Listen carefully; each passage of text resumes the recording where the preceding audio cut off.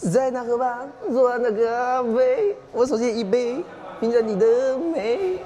Hello， 大家好，我係海南仔呢大家好，我係力高。喂，你啱啱唱得好似阿周杰倫嗰首《告白氣球》啊，好似係啊好似周杰係啊，倫嗰隻。我就係唱呢一首啊嘛。係啊，嗰個咬字唔正式，好似。你係咪要特登要唱出呢個風格？係啊，你睇下個景。為咗襯托此情此景啊，係嘛？係啦，冇錯。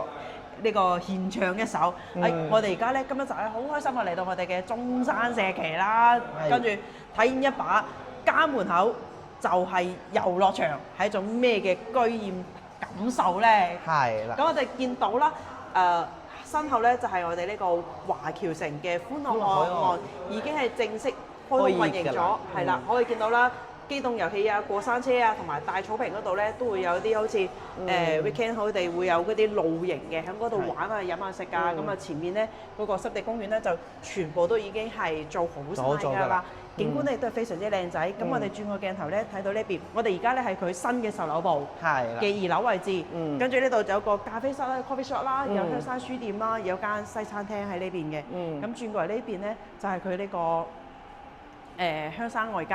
係香山外街就係有啲商鋪，有啲商業喺呢度營業緊㗎啦。啊，你包括我哋嗰個香山名廚嗰間係運營緊嘅。跟住佢呢啲商鋪咧會有少少難搞，因為開發商想點咧？佢成一棟，佢只租不賣。跟住佢租咧，佢想要租一棟出去，唔係話直接租一卡。所以呢個難度咧係會有少少大嘅，跟住前面咧就係佢嗰個酒店，亦都係起好，但係咧就係未正式開業運營嘅，需要啲時間啊嚇。咁我哋最樓下嘅配套咧，仲有佢呢個永東巴士啦，可以咧無縫接駁我哋中山香港嘅兩地生活嘅。咁今一集咧冒住落雨嘅天氣啦，係嘛，都嚟到我哋嘅華僑城，梗係有好消息通知大家啦，係咪先？呢個好消息嘅話咧，依家發展中995度。足間價9999蚊1平方就可以上到車，華僑城呢邊嘅物業。跟住咧，仲要係帶全屋精裝現樓啦，可以即時收樓嘅。咁咧之前賣緊嘅，仲有一個168方嘅嗰個270度咧雙面採光嗰個咧，可以望到落嘅嗰個咧，哇！足金價都唔使啊，仲要再落一層。咁咧162萬任揀，跟住咧佢仲有一個214方嘅。城中稀缺嘅呢超2000隻嘅大平層單位啦，而家都999全部要清貨咯，貨量唔多。我哋今一集咧嚟到咧就同大家咧會上實景介紹而家剩低嘅貨量嘅情況啦，同埋咧最新 update 翻我哋個戶型情況啦，同埋一個仲有啲咩靚貨揀啦。今一集千祈就唔好錯過啦。係啦。咁我哋咧嘅星途房產成交嘅話咧，咁咧仲會有呢個樓盤咧會有額外38000蚊嘅現金回贈。跟住開發商咧仲有一個限名額送車位嘅活動俾到大家㗎嚇。咁我哋事不宜遲啦，俾個 like， 即時去片。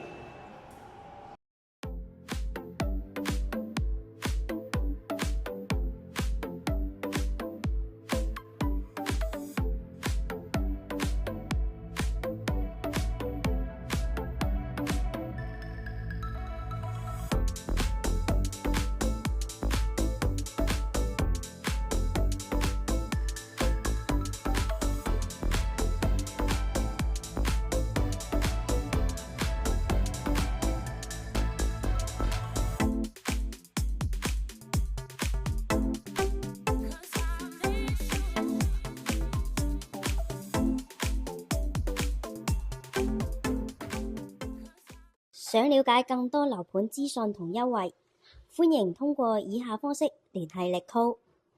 呢度啊，咁啊，我哋而家咧就嚟到睇呢個石岐區嘅豪宅盤啊！哇，清貨9999，我哋嚟嘅時候咧，好多人，路邊已經係全部排滿晒車㗎啦。係啊，冇錯。就係上嚟一睹呢個風采係咪？真係直接係骨折價出售啦！我哋事不宜遲啦，同大家講下先。咁我哋而家咧就喺10座嘅4樓，咁咧佢就係兩梯兩房嘅。嗱，你見到啦，對面咧鄰居咧已經入住咗㗎啦。跟住咧，我哋就翻嚟呢度，跟住係佢一個係217方嘅4房雙套房單位，經過呢個子母門入嚟，哇！感受下先，感受下有錢人嘅，感受下有錢人嘅快樂係咪啊？一入門口就已經好快樂嘅感覺。係啊，冇錯。真係好正。我就覺得真係嗰班有錢佬嘅話咧，真係一個簡大嘅空間。嗰句話係講得唔錯嘅，真係有錢嘅時候咧，空間係可以用嚟晒嘅。係啊，係可以用嚟嘥啊，真係好誇張啊！呢個廳業。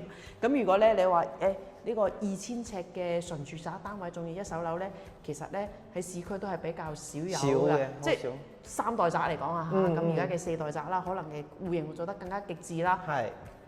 但係講緊嘅價錢9999嘅單價，帶埋全屋裝修，咁樣嘅一個豪華大廳，真係要咩單車係嘛？係要咩單車？好啦，咁我哋咧再逐個步同大家介紹下。咁而家見到嘅咧都係交收標準嚟㗎啦。我哋又入翻嚟門口一個雙開門，一個大氣嘅雙開門。咁呢個生喺嘅電子密碼鎖，呢啲係膠錶嚟㗎啦。咁呢度咧就會有個海綿面板啦，跟住咧同埋啲電掣位啦都喺呢度。咁呢邊咧都貼心嘅。有個大嘅鞋櫃位，雖然咧呢個鞋櫃咧離我出門口咧都一定距離，但係呢個都奢侈啊，係嘛？喺呢度可以到時再放下凳啦，咁樣嘅。OK， 咁我哋咧先介紹邊一 part 啊？我哋先睇下雙套間嘅其中第一個。嗰個房咧完全可以作為長輩房，因為咧會同我哋主人房嗰邊咧係相隔最遠嘅。OK， 咁我哋點解話仲要做長輩房咧？就係因為咧呢個房咧佢好正，咁啊佢連通就係我哋嘅露台位啦，跟住咧呢度咧仲有個衣帽間，我哋先睇呢個特別，呢個房真係特別。我哋入嚟睇呢度，會有個衣帽間位，真係間好晒㗎啦。呢個衣帽間位，跟住咧再入嚟呢度咧就會有個企缸啦。嗱，呢個套間呢個廁所空間大㗎，哇，真係 OK 㗎。咁啊呢個有個飄窗位作為贈送面積，但係有個少少硬傷就係咩咧？如果你話呢個放浴缸係可以嘅，但係呢度就要全部打拆過晒佢去做啦，因為個飄窗位係唔拆得嘅。呢個廁所 OK 啊，空間夠晒闊綽，跟住有一個獨立嘅衣帽間位，跟住我哋頭先講嘅，仲有再等一等，有個細節位就係呢個咧，嗰個風扇機房間都係有㗎啦。OK， 跟住我哋再嚟睇翻呢度，哇！即係如果你覺得呢個房嘅空間仲唔夠奢華嘅，咁你再往出邊褪，就會到咗我哋一個露台。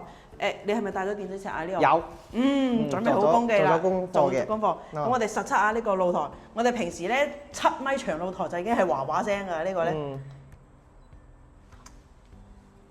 俾大家睇睇，8.6米喎。8.6米嘅露台，哇！即係喺呢度可以打，咪有啲室內高爾夫嗰啲啊，咁啊。仲有你可以出邊可以擺個嗰個跑步機啊，都得。都完全 OK 冇問題嘅。跟住我哋由呢個露台咧就行翻出嚟少少啦，行翻出嚟少少。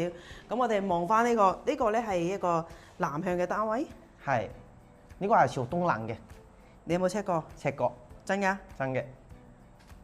真。因為我係做足咗功課先會過嚟呢邊嘅。你鏡頭應該咁樣移過嚟。咁呢個咧就係一個東南朝向嘅單位，咁咧大家都會望到啦。而家嘅視野嚟講咧係非常之開闊嘅。係。咁咧好似望緊前面就係一個水塘嘅位置。咁其實咧呢個地咧佢屬於商業用地嚟嘅。係。佢後期嘅話，因為我哋而家4樓嘅高度，咁樣嘅話咧佢起咗商業體咧，佢會一定嘅樓間距嘅。係。但係咧視野咧就肯定冇咁開闊㗎啦。係。亦都再講翻轉頭，按照而家嘅一個經濟體系嚟講咧，佢要商業體嘅建成嘅話，可能都仲要好多年之後啦。係。咁擁有目前嘅呢個景觀，還是好唔錯的。係啦。最起碼佢開闊咯。係啊。最起碼佢開闊咯。仲有咧，佢9999價，講4期喎。9999係啊！如果你話嗰個 view 唔正嘅，到時咪封咗個露台唔睇啦。係啦，冇錯。封咗個露台唔睇嘅。OK， 我哋就經翻呢個位置入翻嚟我哋嘅豪華大廳。呢個廳真係我好中意啊！其實咧，作為一個2000尺嘅單位咧，可以擁有呢個咁樣嘅豪華大廳咧，而且比較方正咧，亦都非常之難得。亦都係啦，大廳咧已經係配備咗呢個風管機作為膠錶嘅。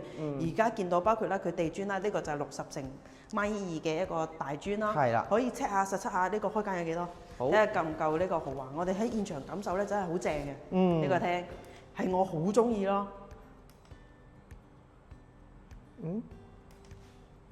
放個100寸嘅大電視喺呢個位置。呢個嘅話咧就有7.8米嘅一個開間。7.8米，即係唔需要橫廳啊。唔需要。豎廳就可以達到啦。係。正，跟住我哋又嚟翻嚟呢度。其實呢個位置咧，佢本身應該設置飯廳位喺呢度嘅。係。咁嗰邊就係客廳位，跟住連通我哋個露台。咁我哋咧先唔睇露台，我哋翻出嚟睇呢個位置。咁呢個位置嘅話咧，其實我覺得呢個廚房就肯定係細㗎啦。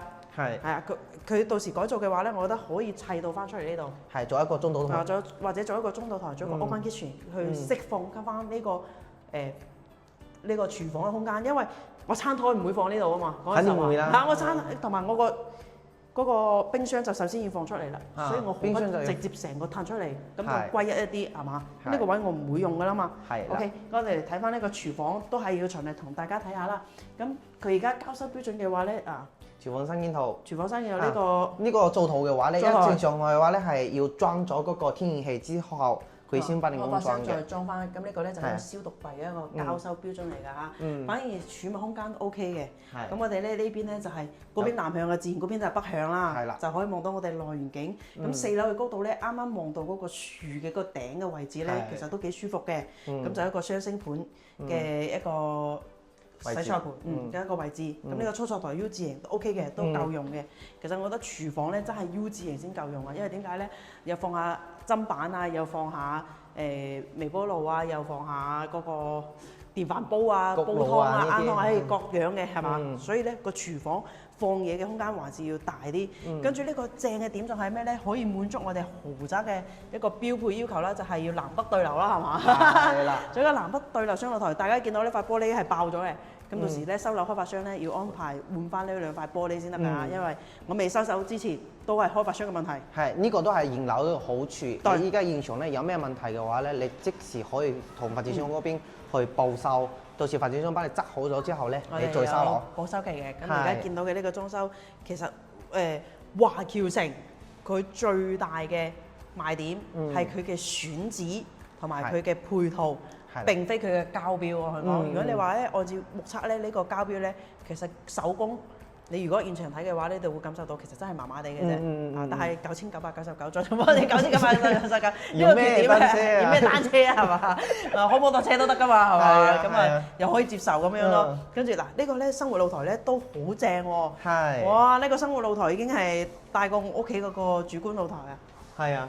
好誇張啊！咁前後露台都可以封，你諗下，如果前後露台再封埋去呢個廳，真係簡直誇張，好誇張，豪華你形容。我哋再嚟睇睇，又係啱啱好啦，可以欣賞翻我哋嘅一個內園景啦，都唔錯㗎。跟住隔離有一個沖樓係嘛？隔離好似人哋呢個好似人哋喺度種緊菜添啊！有菜有咁神奇嘅，竟然有人喺嗰度種菜嘅。咁咧，我哋可以望一望啦。華僑城咧，佢入住率咧真係非常之高㗎。係，基本已經有晒貨㗎啦。都係住到頂，而家真係清貨之中嘅清貨啦。跟住咧，再同大家講一個不利因素。如果你會驚嘈嘅情況之下咧，建議一定要封窗。因為點解咧？條深澳高鐵你見到嗰個橋墩啊，就喺呢度。到時開通咗之後咧，多少噪音嘅影響都係會有嘅。包括呢邊嘅話咧，佢單邊位，咁佢就會嗰個採光啊，各方面會開揚啲。但係佢弊端就係都近馬路嘅。我哋而家企喺呢個位置，其實係會聽到車流聲嘅。係會有。對，但係可能喺室內嘅話咧，睇電視各方面有翻啲聲音咧，就可以掩蓋得到。但係你對噪音敏感嘅話，建議大家呢個露台都係封咗佢比較好啲。封咗會好啲。哇！封咗佢咪攞嚟做呢個咩咯？攞個做洗衣房咯。係。哇！喺石岐區係嘛？哇！9999仲用商討間時仲有一個洗衣房，唉！真係心喐。真係心喐，即係我覺得4樓又如何，喺樓層又如何，係咪啊？其實9999。其實我想分享嘅話咧，其實你話住依家係4樓啊嘛，但係我覺得4樓嘅話咧，佢啱啱望出去遠景，望落遠景，其實佢係舒服嘅，好舒服嘅，好舒服。呢個係我自己一個經驗嚇，因為畢竟我都係住喺第一層。好，我哋到時咧後期咧同阿呢度再一輯我哋嘅個買房嘅嘔血經歷，俾大家作為一個反面教材幫助我。好啊，我哋再嚟睇翻，咁我哋會有個過渡位，跟住就會睇翻我哋房，跟住呢度咧睇到呢個控制面板，控制面板就係嗰個有冷暖嘅，有冷暖嘅呢個。你包括咧呢度都有一個平安鐘，佢好貼身嘅。你好似好多發展商嘅話，多數都係嗰個主人房嗰度會有啊嘛。但係你話廳嗰度嘅話，正常係電視機嗰度，我所知道嘅嚇，電視機嗰度。但係好似話呢度就有。你呢度就方便嘅話，好似真係有咩事情，你響嗰個浴室嗰邊一出嚟就可以揀得到。呢一點都幾好嘅。跟住呢個咧跟住就公廁咯。大家睇睇可以3段式嘅一個洗手間。呢個咧就係3段式嘅洗手間。正常嘅話咧，呢度就係我哋嘅洗手池，跟住咧呢度就有個門可以隔開嘅，就做到嗰個間室分離嘅。正常嘅坐廁同埋企崗位嘅話咧，嗰個空間都夠闊落，呢個係 OK 嘅。包括咧呢度有個明窗位，呢度咧都係做咗一個壁框，都方便後期咧自己擺啲洗頭水啊，其他啲噼里啪啦嘅都可以擺響入邊，都幾好嘅。跟住我哋再入嚟睇睇，就係我哋主人房壓軸，主人房壓軸，我睇下仲有2個客房先。係。咁呢間房嗱，佢全屋咧嘅房咧都係裝咗呢個風管機，係全屋嘅風管機。風管機同埋中央空調係有區別嘅嚇。咁當然啦，風管機咧佢就係屬於獨立我哋戶，跟住後期嘅維修咧都係經開發商嘅物業嘅進行維修啊、保養啊呢方面就 O K 㗎啦。咁呢個房咧包括好似窗簾盒啊呢啲佢都做好晒㗎啦。係。跟住呢個房咧，如無意外嘅話咧，應該就係一個佈建露台嘅房。陽台我都話。佈建露台嘅房，所以呢個房咧有一半面積咧係屬於贈送嘅。係。O K 嘅。即係如果呢個單位咧，我覺得你真係可以同第4代住宅，即係你中意空間大嘅，你又要想現成嘅，因為而家第4代住宅基本上都要去到27年先收樓嘅。咁呢個咧佢可以即時收樓，跟住個區分係唔錯嘅，4地區嘅一個區分。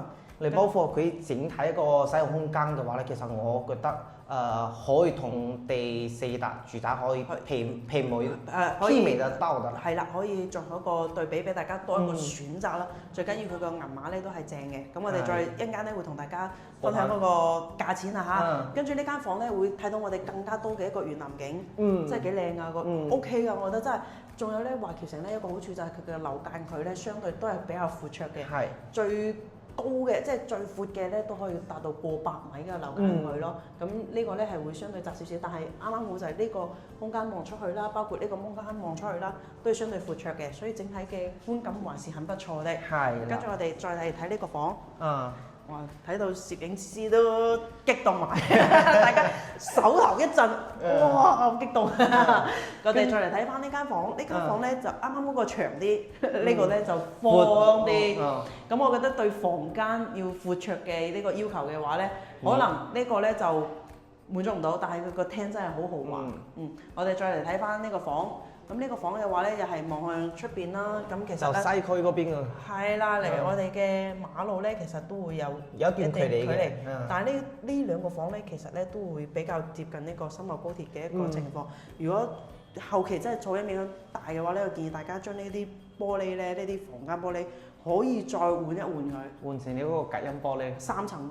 3層2層都要換到3層隔音玻璃先得啦，因為呢個風管機係裝好晒嘅 ，OK 嘅。咁我哋再壓軸嚟啦。壓軸就係睇我哋嘅主人房啦。嗱，主人房一入嚟，首先咧 OK 嘅，呢度已經係預留咗一個醫務間嘅位置啦。你覺得唔夠大嘅，唔夠嘅，可以隔離再攞多間落嚟做醫務間。跟住呢個咧就係一個套間。我哋有嗱，我之前大廈咧有個業主朋友佢同我講，佢話：哇，其實喺內地咧，我哋香港豪宅嘅標配，首先廁所首先要裝浴缸，係打橫放嗰隻喎。咁啊，你哋哪怕第4代住宅都用企缸喎，就會差啲意思。嚟睇下呢個。咁呢個嘅話咧，佢就已經係有打橫嘅，有打豎嘅，有坐廁，任君選擇，係嘛？咁啊，呢個已經係唔使改造啦，就已經都做好啦。同埋咧，2個洗手盆。即係預留咗你2公婆朝頭早一齊刷牙，度過一個美好嘅上午刷牙時光，再一齊食個早餐，再一齊出門，係咪非常美好嘅一天？係嘛？咁我哋再嚟睇翻呢個主人房呢個空間啦。呢個主人房嘅話咧，咁啊，你放1.8床、2米床，任何造型床都完全冇問題，亦都係風管機，亦都係裝好晒全屋嘅風管機，係交收標準嚟嘅。咁呢間房咧，亦都係東南向啦。目前我講嘅係目前嘅景觀啊，都係非常之開揚，有個少少270度一個弧角嘅一個大嘅一個落地玻璃窗啦，咁啊有個飄窗位，呢個飄窗位咧就屬於贈送嘅面積，因為到時我嗰邊可以做一個醫務間，所以呢度咧就完全做一個放床得嘅空間㗎啦，跟住兩邊床頭櫃會非常非常之闊長，係好唔錯嘅。因為我覺得呢個無論係剛需啦，或者係注重享受型嘅，想相對抵玩、抵食夾大件嘅一個，可唔可以咁樣形容？可以，其實係可以咁嘅。呢個單位咧，大家可以多啲考慮下。咁而家講緊嘅房源咧，佢清貨，清貨最後3間，係而家分別睇嘅呢間已經係4樓。最高㗎啦，最高可以賣嘅最高係4樓，跟住另外2間咧就係2樓同3樓㗎啦。相信2樓嘅採光咧會更加爭少少，因為大家睇到落邊咧有少少雜草叢生嘅，所以咧太矮嘅樓層咧真係會差啲啦。咁我而家目前4樓，我覺得仲係可以接受嘅。係，你包括咧，我哋啱啱入嚟嗰時咧，都有幾個客戶、幾組客戶喺呢度睇緊㗎嘛。係啊，我哋一收到消息即刻過嚟，跟住已經其實售樓部已經係一排車喺度㗎啦。當時嘅話咧係有5套嘅，已經放售咗2套㗎啦，所以而家咧就剩翻呢套最高啦。最後3套，希望出街嘅時候，我哋再快剪輯放俾大家睇。咁啊，如果有興趣嘅咧，歡迎掃一掃上面嘅 QR code，獲取更加多嘅一個詳細信息啦。同埋歡迎預約實地考察㗎嚇。我哋有免費七座車喺香港各區接嚟過嚟呢度進行呢個實地考察。接落嚟呢度同我哋講下呢個價錢嘅情況啦，好嘛？做個報價。同大家講下。佢而家無論係一次性定係按揭，都係4條9， 9999，千足送金㗎。係冇錯，跟住同大家報下呢個價錢。呢一套戶型嘅話咧，面積係217平方，總價嘅話咧就216萬啦。跟住首期嘅話咧，你就只需要俾到329000，月供嘅話咧7700蚊就可以上到車㗎啦。如果大家真係有興趣嘅話咧，就快啲掃一掃嗰個 QR code 聯繫到我哋。我哋呢邊有香港嘅商務車去到你指定嗰個地方去接你過嚟呢邊實地考察，全程係免費嘅，絕對唔會黑銷。跟住咧，如果經我哋星島房產成交咧嘅話咧，仲會額外回贈呢個3萬8嘅現金啦，仲有開發商限名額嘅一個送車位活動俾到大家㗎嚇。咁睇完呢個217方啦，今期咧仲有一個筍嘅戶型。咁之前咧啲中層、中高層咧都要108清貨，而家同樣咧9999千足重金價都唔使啦，要清貨，又係任揀嘅，就係一個168方一個單位。咁我哋繼續轉個鏡頭見。跟住我哋而家咧就嚟到呢個168方嘅一個可以做4房，又可以做3房嘅一個單位啊嚇。跟住咧呢個單位好正嘅，正係點樣咩咧？首先咧，佢門口啦有呢個過道嘅位置，係嘛？呢個咧又可以順便望一望我哋華僑城嘅入住率先。啱啱咧我哋都講到啦，華僑城嘅賣點咧係佢重點選擇嘅區位，基本上咧都係一座城市只有一個華僑城。所以佢嘅選址咧，亦都係非常之靚仔㗎。佢嚟到中山就揀咗石岐呢個路段，跟住可以見到啦。其實每一座入住率嘅基本已經住滿㗎啦，真係住滿㗎啦。咁想當初咧，佢從開盤嘅吹風價18000，到真正賣價去到2萬蚊以上，到咗今時今日清貨價金價啊，千足純金價，咁佢出售咧真係抵玩嘅。跟住而家咧剩嘅呢個168方咧，我哋一陣間都同大家講下有咩房源先。咁而家呢個咧，我哋揀咗個中層嘅單位，我哋而家喺8座嘅10樓，咁啊。呢個單位咧又可以行出嚟，又可以欣賞到我哋靚靚嘅園景啦。咁褪一步，呢度咧就有個門。係啦。正常嘅話咧都係閂咗嘅。係啦，正常會閂咗㗎。我哋唔會行出去。或者咧行出嚟透下氣啊，食下煙啊，中意吸煙嘅人就咁啊呢度。有多個天地，有個天地喺度啦。但係點話？關門之後咧，其實呢個位置咧就已經係你自己好似一個入戶花園咁樣一個位置嚟㗎啦。仲要正嘅點係咩咧？呢度有個電梯間。有個電梯間。哇！呢個電梯間就好似其實佢嘅佈局咧就係3梯4伙單位。咁呢條梯咧基本上就專門服侍我哋嘅另一單位，即係個168方嘅單位。咁呢度咧就會有個走火通道。咁啊日常都會比較少行㗎啦。咁如果你矮樓層嘅話，當散下步、運動下都 OK 嘅。咁呢個咧中樓層啊或者係矮樓層一個好處啦。嗯跟住門口嘅位置呢啲咧，佢都貼晒護牆板，係，呢啲都係好嘅。嗯，呢啲都好嘅地方嚟嘅，咁啊門鈴啊呢啲全部都裝好啦。呢度咧仲有個掛鈎啊，平時可以係翻嚟嘅時候咧掛下啲餸啊，跟住再係制約佢咯對，跟住我哋入嚟呢個單位咧，其實咧我哋上一輯咧同阿俊哥咧又拍過一個頂樓嘅嗰個31樓個單位，咁個單位咧係仲有在售嘅。個單位咧我哋上次上去咧又係好震撼嘅，因為佢仲可以望到內入，呢個我哋陣間講。咁我哋而家繼續欣賞翻呢一個單位先。咁而家我哋呢個10樓嘅單位入到嚟嘅情況之下啦，實木門啦，電子密碼鎖呢啲係交收標準嚟㗎啦。佢好咩咧？佢所有嘅鞋櫃位咧都係裝好嘅。係啦，呢個儲物空間係話係可以嘅。跟住呢度仲有啲櫃桶嘅位置。呢個唔係好順暢㗎啦已經。不過呢個唔到時怕，後期嘅話，再調整咯。係。我哋而家睇下。誒，出啲，未有通電，嗯，呢間未有通電，跟住唔緊要，我哋入嚟繼續睇。咁呢度咧係可以做一個房中房，係嘛？上一次我同Leo 熊仔 Leo 過嚟呢邊拍嗰個視頻嗰時咧，我哋兩個仲喺嗰度傾，話呢間房究竟可以點樣做會好啲咧？我哋諗咗好耐都未諗得出嚟。佢 showroom 嘅話咧，佢 showroom 咧嗰度咧係做咗一個茶室嘅，做咗個茶室嘅形式，跟住咧我哋可以入嚟睇睇呢個空間感先。如果你話咧做翻一個房咧係可以嘅，做我同房中房咧嗰度做衣帽間，跟住呢度做衣帽間，嗰度做房，我嗰度做房，或者咧其實嗰邊可以做一個機房，跟住呢邊嘅話咧就可以擺一張床，打機打攰咗之後咧可以瞓呢邊。咁咪好正咯！係啊，好正嘅。對一啲學生嘅話咧就好正嘅。咁喺呢度咧係有2個房㗎啦已經。咁啊，我哋後期再研究下嗰個圖紙，嗰個房嘅嗰埲牆咧應該多士仲可以打拆一部分嘅。跟住呢個就可以睇翻我哋呢度咧係廚房，我先睇呢個廚房，呢個廚房還可以嘅。夠闊落。係啦。佢方方正正，都好放嘢，好操作嘅。咁啊又係廚房嘅3件套，老闆牌係一個交標嚟嘅。呢度會有個消毒櫃。呢邊咧就會有個生活露台，可以你到時嘅話咧，呢度可以而家已經封好㗎啦。就可以做成一個洗衣房咯，到時嗰個你衣架已經全部已經整好㗎啦，跟住我哋再出嚟嘅話咧，就係我哋哇呢個廳，同大家亦都度一度呢個廳嘅空間先。呢個廳嘅開間嘅話咧係4.8米。呢個廳嘅開間4.8米。開間。進深咧？進深嘅話咧有7米，好似7米幾，等大家測。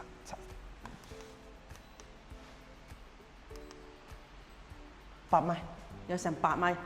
哇 ，OK 嘅，168方呢個單位，呢個廳亦都係非常之豪華。最緊要咩咧？佢仲係好稀缺咁樣啦，做到兩面採光㗎。呢度咧佢都係一個玻璃。呢個封住嘅，呢個就呢個係封住嘅。咁你當然想改開動嘅又得。咁其實做一個再大啲嘅，即係唔要呢個框架嘅，我覺得再做一個大嘅落地玻璃會更加好睇咯。呢度會有個窗簾盒嘅位置，佢正常咧就喺呢邊放 sofa，跟住呢邊咧就係放嗰個電視機位嘅，OK 㗎。咁我哋再嚟睇下呢個景觀先。哇！呢個露台，嗱我哋而家10樓呢個高度，咁咧樓間佢好闊綽啦，係咪？相對嚟講咧都會空曠啲嘅，又可以望到我哋嘅內園景啦。咁前邊咧就會望到我哋嘅別墅啦，跟住望到呢個酒店啦。酒店咧已經係起好咗㗎啦。但係咧就係未正式去運營嘅，需要啲時間嚇。咁再隔離都會望到我哋嘅華僑城嘅歡樂海岸啦。係啦，跟住佢而家做完啲就 Sense 卡。係啦，仲可以去到山姆，咁啊山姆配送咧都係非常之方便嘅。包括如果我哋步行去山姆嘅話咧，唔使好似我哋揸車咁樣兜過去啦，直接喺嗰度橫穿喺嗰個歡樂城嗰度橫穿過去。非常之快，咁啊亦都非常之方便。咁我哋再嚟睇睇呢一邊景觀。咁其實呢度咧就係東南向嘅一個朝向嚟嘅。跟住我覺得呢個單位咧仲係非常之適合中意睇日落嘅朋友㗎。咁呢一面咧佢就朝西面嘅，所以呢面啱啱好咧就係可以望到日落嘅。係咪好詩情畫意啊？係啊，就傍晚嗰時咧就坐咗呢度。你飲杯茶嘆下世界嘅。係啊，可以咁樣同你嘅愛人啦，同你嘅朋友啦，同你嘅小朋友啦一齊喺呢度啦，共聚呢個夕陽無限好嘅時光，嗯亦都係一個家嘅，我覺得好重要一個寓意咯。嗯，係嘛有個詩情畫意嗰個感覺咯。同埋呢一邊咧嘅景觀咧，相對嚟講咧，佢就相對係會永久一啲嘅，因為前面嘅農業用地咧，而家政府嘅政策嚟講咧，目前農業用地咧係唔可以就唔俾改係啦，因為屬於保育，嗯咁咧就唔可以去隨意再更改再住宅用地啊，嗯或者係嗰啲嘅工業商業用地啊用地啊，包括工業用地咧，就唔可以㗎啦。會爭少少。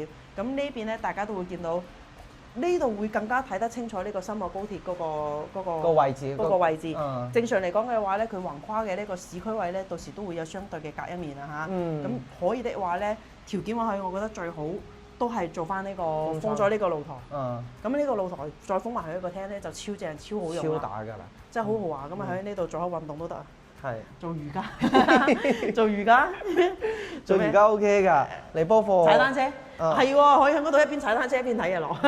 可以，跟住呢個真係呢個戶型咧，目前喺市面上咧真係比較少有啊，嗯可以做到廳做到雙面採光嘅，係所以無論亦都係因為呢個採光面夠大，所以呢個咧你揀中間嘅樓層咧，感覺上都好光猛。你而家見到啦，係冇開燈啊，係，仲要係我哋冇得雨天嘅情況之下，嗯陰天嘅情況之下，咁我哋再嚟睇翻房嘅一個整體空間啦，好嘛？係第一間房，啊，呢間客房。哦第二間房㗎啦，你可以話佢第三間房，門口已經有兩個。係我哋咪應該咁樣數咧？係嘅之間冇錯，呢個咧就第三間房咯。第三間房嘅話，整體空間嘅話咧，佢大概就有16個方左右。 16個方啊！可以你其實你好似呢個空間嘅話咧，你擺個1.8米床都得啊，2米床都得啊。其實就睇你自己個需求㗎啦。呢個都比較標準啲嘅呢間房嘅位置。跟住我哋再嚟入少少，呢度咧就會有一個公廁，我哋個公廁。客廁。哦，客廁。如果講公廁，公廁唔係喺路邊嘅係嘛？咁呢度咧就係個客廁，咁啊就喺呢度做到企工位一個乾濕分離，好似呢啲架啊，呢啲嗰個晾毛巾架，佢都已經有裝好㗎啦。呢度咧就係個主人房，OK 嘅，168方呢個主人房，非常之闊綽啊！咁啊就係少咗個衣帽間位嘅啫，但係可以呢度自己揀一角做一個衣帽間，咁啱好咧就擋住翻呢個廁所門口位，跟住咧就係呢邊正常佢就放床頭嘅。咁床頭嘅話咧，如果你開窗咧就望去呢邊，其實咧對面嘅屋苑咧個樓緊佢亦都係非常之闊，對面嗰個係美林假日啊，係呢個距離嘅話咧，超過150米㗎啦。所以就隱私度咧其實都高嘅呢間房。真正嚟講咁嘅飄窗位都係就送面積啦。係。 OK，咁啊呢間房都係比較方方正正㗎啦。仲有一個點咧就係呢個廁所，我哋嘅廁所，廁所嘅話咧，佢同嗰個我哋頭先睇嗰個200立方嗰個都同樣都可以擺得到一個浴缸，佢係打橫嘅喎。啊，頭先 Nicole 話啊，我哋佢個客戶嘅話咧，就係話嗰個香港豪宅嘅標配，係標配，最起碼有浴缸。呢個就係我哋嘅標配。跟住咧好似鏡啊，嗰個洗手台呢邊全部都已經做好咗㗎啦。你自拎包就可以入住。我覺得佢嘅套廁咧做得都係非常之唔錯嘅，無論空間啦同埋實用性嚟講啊。係。咁咧，佢而家見到嘅咧都係即見即所得。係。咁佢而家咧亦都同大家講一講啦。你中意呢個戶型嘅情況之下咧，而家有啲咩選擇係嘛？係。佢而家咧係總價162萬任揀，總價162萬任揀。咁啊，呢度同大家講講162萬嘅一個按揭情況。跟住我哋首期嘅話就需要俾到25萬，月供嘅話咧5700蚊就 OK 㗎啦，就可以上車一個城崎區嘅4房豪宅單位。豪宅單位，OK。跟住咧亦都同下大家講下，而家168方嘅有啲咩樓層揀啊嚇。咁咧我哋由矮到高，咁會有2樓、3樓、4樓、5樓、6樓、8樓、9樓、10樓。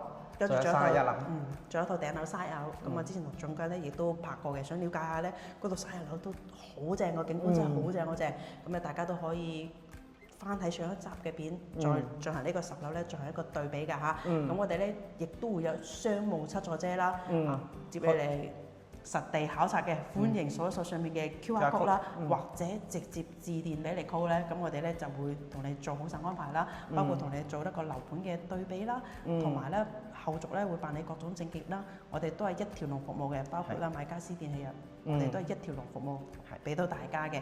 好啦，今集嘅節目內容咧又差唔多，仲有一個優惠，咁啊經我哋星土房產成交嘅話咧，我哋仲會有額外呢個38000呢個現金回贈啦。